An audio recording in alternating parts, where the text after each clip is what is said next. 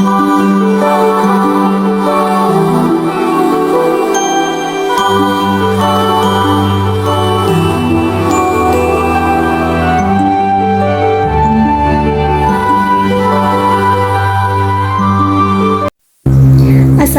warahmatullahi wabarakatuh.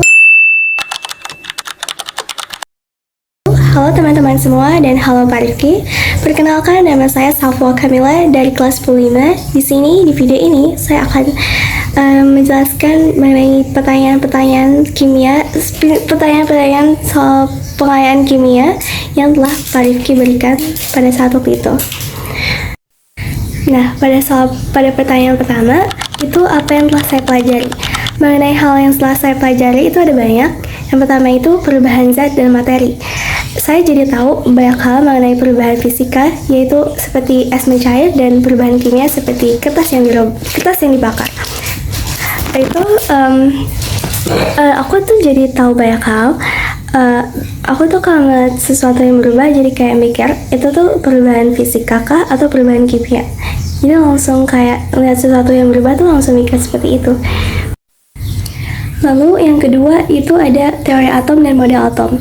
Ini agak tricky sih, tapi asik sih pas belajar, karena kita belajar tentang penyusun atom kayak proton, elektron, dan neutron, dan mengetahui perkembangan model atom dari zaman Dalton sampai sekarang, dan bikin kita sadar bahwa sesuatu yang paling kecil pun itu mempunyai struktur yang teratur gitu.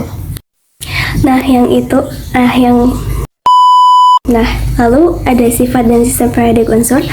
Nah, ini yang bikin aku suka, karena kita tuh belajar tabel periodik gak cuma untuk ngafalin, tapi kita jadi ngerti pola sifat unsur periodik, kayak misalnya energenisasi, keelektronegatifan, jajar atom, logam dan logam, dan lainnya. Dan kita jadi lebih mudah untuk memprediksi si unsur tanpa harus ngafalin semuanya. Ya. Lalu pada pertanyaan kedua, ada senyawa ion. Senyawa ion itu contohnya soda kue, natrium bikarbonat, NaCO3. Ini yang sering dipakai buat bikin kue supaya ngembang. Terbentuk dari ion Na+ dan HCO3.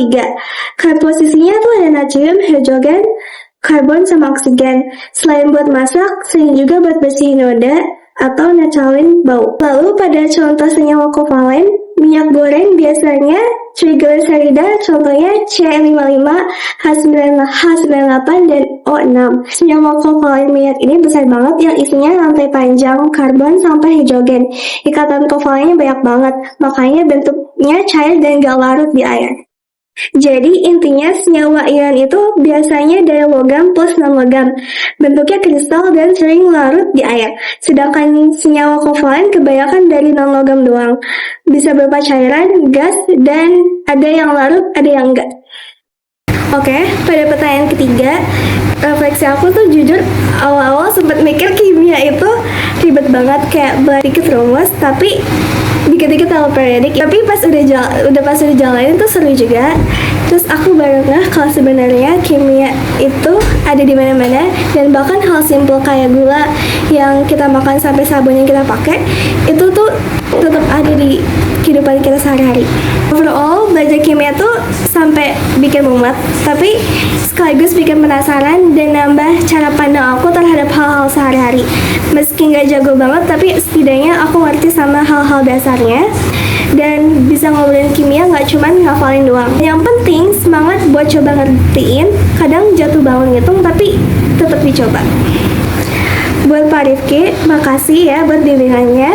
Semoga semester depan makin fun dan gak bikin overthinking. Biar kimia makin gampang dicerna, aku tuh usulin beberapa saran. Yang pertama itu, lebih banyak praktek langsung. Lihat reaksi kimia asli lebih gampang ingat daripada cuma teori aja. Lalu yang kedua, pakai analogi sehari-hari. Lalu yang ketiga, itu tuh jangan kebanyakan hafalan. Fokusin kepada konsep dasarnya aja. Sisanya bisa dicari kalau perlu. Tanya jawab lebih santai, biar gak malu nanya hal yang sepele. Lalu selanjutnya, kasih contoh nyata. Sebelum mulai bab baru, kasih contoh barang sehari-hari yang terkait. Lalu selanjutnya, intinya sih biar kimia gak terasa kayak monster, serem gitu, tapi lebih kayak teman asik buat kenalin. Kalau cara belajarnya itu fun, pasti materinya lebih nempel ke otak. Sekian, terima kasih dari penjelasan saya mengenai soal-soal pengayaan yang telah diberikan.